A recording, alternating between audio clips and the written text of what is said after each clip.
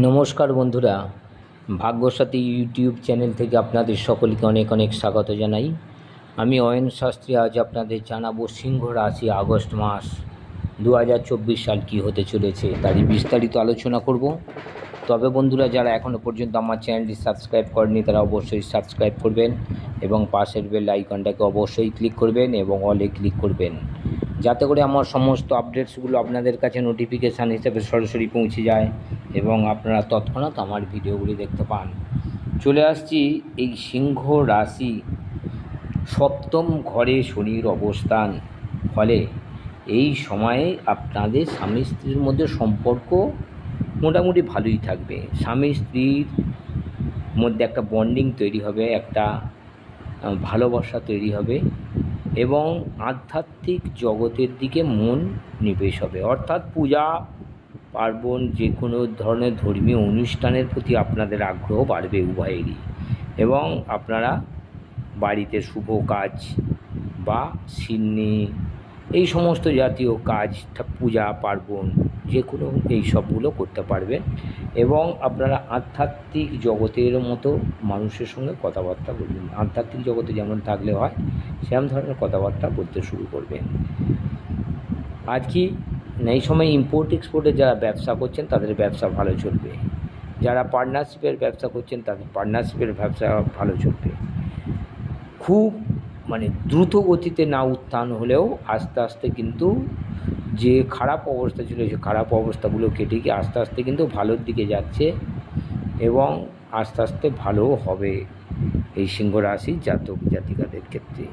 যারা বেসরকারি চাকরি করছেন স্বামী স্ত্রী উভয়, তাদেরও কিন্তু এই সময়টা ভালো যাবে সিংহ রাশির জাতক, সিংহ রাশি এবং সিংহ লগ্নের জাতক জাতিকাদের ক্ষেত্রে।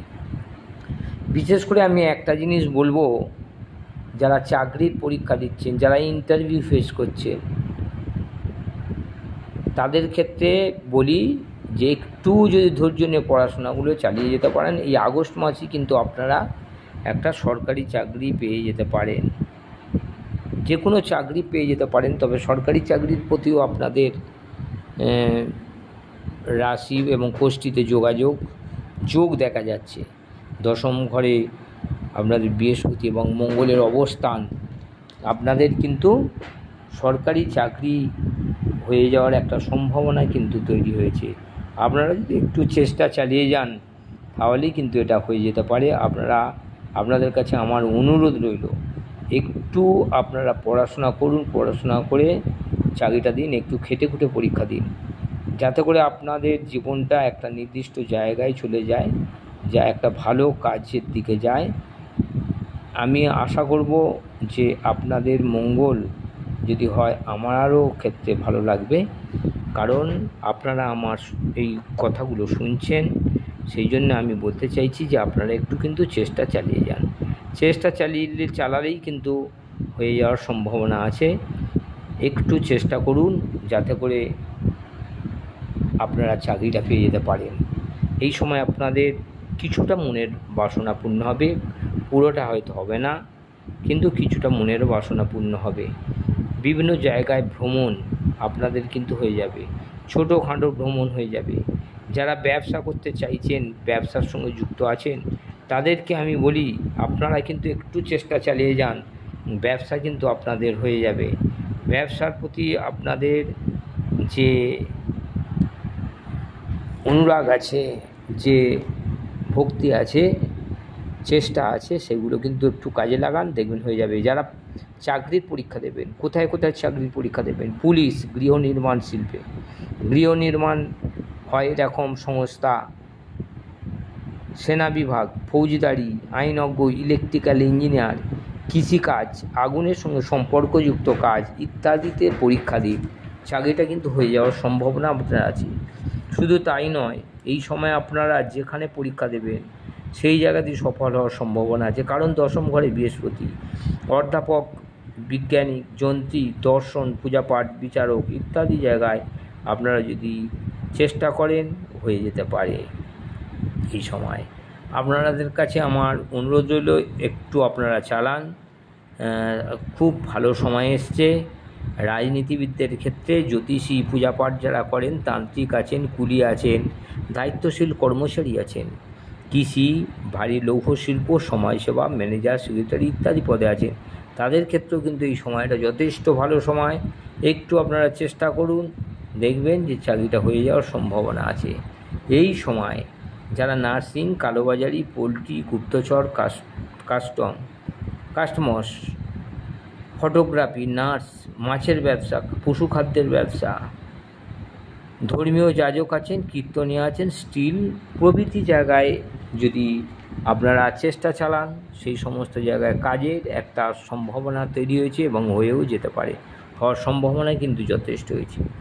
দ্বিতীয় ঘরে কেতুর অবস্থান, রাহু দৃষ্ট এবং এখানে বৃহস্পতি দৃষ্টি থাকার ফলে অর্থনৈতিক অবস্থা কিন্তু আপনাদের আগের থেকে অনেকটা উন্নতি হবে, অর্থনৈতিক দিক একটা সচ্ছল হবে এবং টাকা পয়সা আপনাদের হাতে আসবে। হয়তো আগে টাকা পয়সাটা পাচ্ছিলেন না, বারংবার গেছেন, অথচ দিচ্ছিল না, সেই টাকাও কিন্তু পেয়ে যেতে পারেন। এদিকে আপনাদের ভাগ্য কিন্তু প্রসন্ন হয়েছে, আপনারা চেষ্টা চালিয়ে যান। হঠাৎ করে লটারিতে টাকা, ফাটকা ইনকামের টাকা এসে যাওয়ার সম্ভাবনা আছে। জায়গা জমি, বাড়ি ঘর বিক্রি, গাড়ি বিক্রি মতো একটা জায়গা তৈরি হয়েছে এবং হাতে টাকা আসার সম্ভাবনা তৈরি হয়েছে। আপনারা যদি একটু চেষ্টা চালিয়ে যান, কাজটা কিন্তু সফল হবে। আমি শুধু বলবো, আপনারা সরকারি চাকরি পরীক্ষা এবং ব্যবসা, যারা ব্যবসা করছেন, ছোটোখাটো মাঝারি ব্যবসায় নতুন করে শুরু করতে পারেন, ব্যবসা নতুন করে ইনভেস্ট করতে পারেন, ব্যবসা নতুন করে জিনিসও অ্যাড করতে পারেন। যে কোনোভাবে ব্যবসা করুন, দেখবেন ব্যবসায় উন্নতি আপনাদের হবেই। শুধু তাই নয়, দেখা যাচ্ছে এই সময় যারা গাড়ি, বাড়ি, ফ্ল্যাট কিনতে ইচ্ছুক, তাদেরও বলি আপনারা একটু চেষ্টা চালান। চেষ্টা চালালেই কিন্তু গাড়ি, বাড়ি, ফ্ল্যাট কিন্তু আপনাদের হয়ে যাবে। এই সময় কিনে নিতে পারেন, কেনার একটা জায়গা তৈরি হয়েছে, একটা সামর্থ্য তৈরি হয়েছে, আপনারা চেষ্টা করে যান।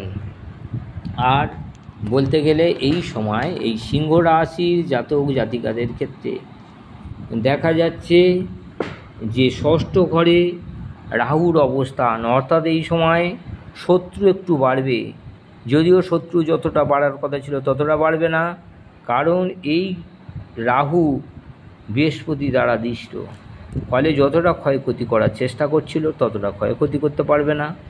এবং এই সময় কাউকে একাকে বাইরে ছাড়বেন না, সব সময় দুজন যাওয়ার চেষ্টা করবেন, না হলে এই রাহু হঠাৎ করে আপনার মনকে বিকৃত করে দিতে পারে এবং বিভিন্ন রকম ঝামেলার সৃষ্টি করতে পারে।